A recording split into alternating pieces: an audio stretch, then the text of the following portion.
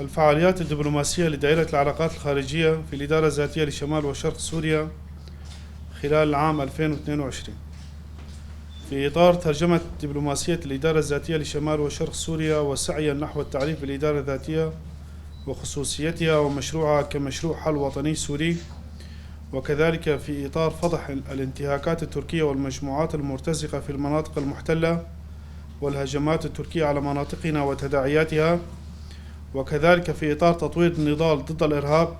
تم القيام خلال العام 2022 بالكثير من الفعاليات واللقاءات والاجتماعات والندوات، وشهدت شمال وشرق سوريا زيارات مكثفة لوفود رسمية وشخصيات برلمانية وحزبية ومؤسسات مدنية،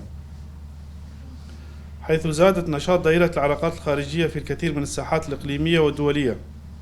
ويمكن الحديث عن انفتاح دبلوماسي ملموس خلال العام الفائت سياسيا وأمنيا وإنسانيا، ويمكن الحديث عما تم من خلال ما يلي. في الشرق الأوسط والدول العربية حصلت لقاءات عدة وجديدة مع حكومات وشخصيات ومؤسسات مدنية، كذلك تم إنجاز أعمال مهمة مع مراكز دراسات ومؤسسات مدنية وأحزاب ومؤسسات إعلامية حول طبيعة مشروعنا القائم والعلاقات الإقليمية التاريخية، وتم دعم ذلك بالملفات والرسائل والتقارير المتعلقة بالانتهاكات والتهديدات التركية. في الدول الآسيوية بما فيها روسيا تم عقد لقاءات جديدة أيضا ومهمة، وحصل تواصل مباشر مع الجهات الرسمية والفعاليات المدنية أيضا، كل ذلك في إطار التعريف بالإدارة الذاتية ومبادئها. وأيضا تم نقاش تحديات المشتركة وملف الإرهاب والملفات الإنسانية. في أوروبا ودول الاتحاد الأوروبي حصل أكثر من 100 لقاء خلال العام 2022 مع الحكومات الرسمية والجهات المدنية والبرلمانيين ومؤسسات حقوقية وإعلامية، وتم إرسال كثير من الملفات والرسائل حول الانتهاكات والهجمات التي تحصل ضد مناطقنا. كذلك حصلت ندوات ومحاضرات عدة وملتقيات أيضا في هذا الإطار، بالإضافة لاجتماعات حقوقية وسياسية ونقاشات وورشات عمل.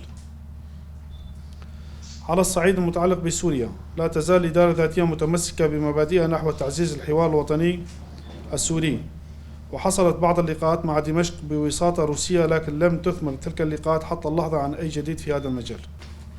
تعتزم دائرة العلاقات الخارجية في الإدارة الذاتية لشمال وشرق سوريا تكثيف جهودها الدبلوماسية والسياسية خلال خطة العام 2023 نحو المزيد من العمل والنشاط لضمان تحقيق أهداف الإدارة الذاتية لكسب المزيد من الدعم السياسي والاقتصادي والإنساني لتحقيق الاستقرار والتوافق الوطني السوري وتحرير المناطق المحتلة والاستمرار في عمليات مكافحة الإرهاب على مختلف الأصعدة، ليس فقط في الإطار العسكري، أيضا في الإطار الأمني مع كسب الدعم الدولي لذلك. في الختام نرفق جدول عدد من الأطفال والنساء الذين تم تسليمهم من عوائل وأطفال داعش خلال عام 2022.